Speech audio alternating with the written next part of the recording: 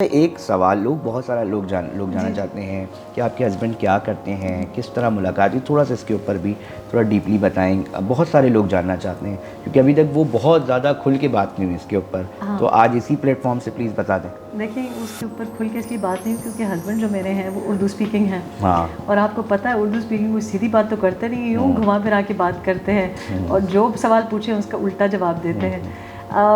تو وہ کیا کرتے ہیں بیسکلی، وہ اردو اسپیکنگ فیملی سے ہیں، مہاجر آپ کہہ سکتے ہیں. ہجرت کر کے ان کے ددیال بھی آیا ہے، ننیال بھی آیا ہے بھوپال سے، اور دلی سے آئے ہیں.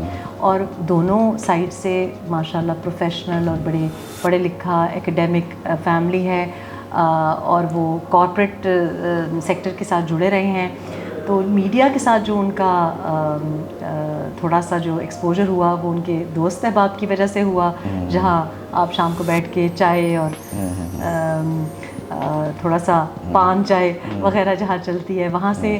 تو وہ شام کو کام کے بعد انہوں نے کچھ یہ اپنی تھوڑی سی جو ان کو کامیڈی کا شوق ہے وہ کیا، کچھ ماڈلنگ کی جب وہ کراچی میں رہ رہے تھے.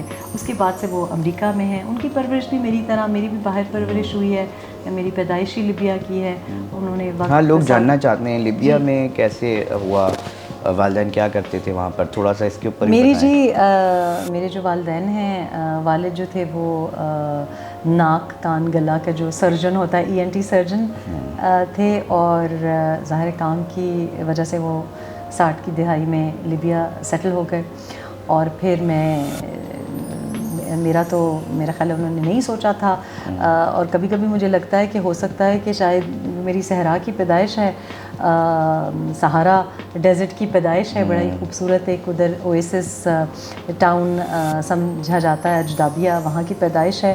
تو پھر ابتدائی زندگی وہاں گزری، اور پھر اس کے بعد پاکستان میں جب آئی تو ضیاء کا دور تھا، اور وہ بڑا مختلف پاکستان تھا جو وہ چھوڑ کے گئے تھے. اسی طرح جو میرے ہسبینڈ کی فیملی ہے، ان کے والد صاحب انجینئر تھے، اور وہ سعودی میں انہوں نے کچھ عرصہ گزارا. تو وہاں ان کی بھی بڑے سملر، مطلب اپ برنگنگ جو ہے، تربیت بہت سملر ہے.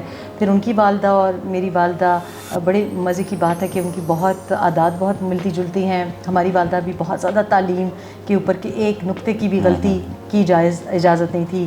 انگریزی، اردو، پشتو کسی چیز میں بھی وہ بہت زیادہ. اسی طرح ان کی والدہ بھی ہیں، وہ بھی ان کا تو بلکہ شعبہ ہی وہ پرنسپل رہی ہیں، ایجوکیشن سے جڑی رہی ہیں. تو وہاں بھی بڑا سخت معیار رہا ہے تعلیم کا. تو جو تھوڑا بہت انہوں نے میڈیا کا کام کیا وہ ذرا چھپ چھپ کے کیا. تو جب میں امریکہ میں گئی، میرے 1-2 میٹنگز تھیں، DC میں میٹنگز تھی. تو میں تھوڑا سا فلم میکنگ کا شوق ہے، اور ہمارے جو فلم کے جو مرکزی جس کا خیال ہے وہ ایک ہمارے سردار جی بھائی ہیں، ان کا ہے. تو میں کچھ لوکیشنز دیکھنا چاہ رہی تھی، اور وہاں پہ ہمیں پروڈکشن کمپنیز کی ضرورت تھی. تو اس سلسلے میں کچھ لوگوں سے میری بات چیت ہوئی اور ملاقات ہوئی، اور اس طرح میرا ان سے انٹروڈکشن ہوا. اور پھر مجھے پتہ چلا کہ ایکچولی جو پہلے جن چینلز میں نے کام کیا ہے اور جن پروڈیوسرز کے ساتھ میں نے کام کیا ہے، وہ ان کے بڑے قریبی دوست بھی نکلے، یہ مصطفیٰ اور مرتضیٰ چودھری وغیرہ. لیکن مجھے بالکل نہیں پتہ تھا. جب میں بزنس ریکارڈر میں کام کر رہی تھی، آج میں کام کر رہی تھی، جب میں نیو میں کام کر رہی تھی، تو کبھی ہماری کبھی ملاقات یا کبھی ذکر ہی نہیں آیا. ان کے جتنے دوست ہیں وہ تمام میرے بھی کانٹیکٹس ہیں. تو بس اور ایکچولی فنی سٹوری یہ ہے کہ کچھ دونوں کو ہمیں میں تو ایڈمٹ کرتی ہوں کہ مجھے کتابوں کا شوق ہے. اگر آپ ان سے پوچھیں گے تو وہ مانیں گے نہیں، اعتراف نہیں کریں گے.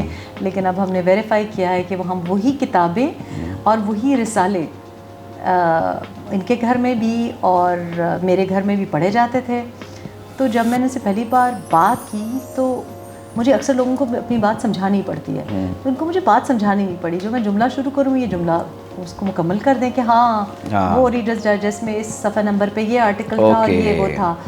تو مجھے بڑی حیرت ہوئی کہ ایسا شخص وہ ہے کہ جو بالکل ہی مطلب جس میں بڑی مطلب ہماری بات چیت پہ کوئی مسئلہ نہیں ہوتا، کچھ زیادہ ہی میری باتیں سمجھ جاتے ہیں.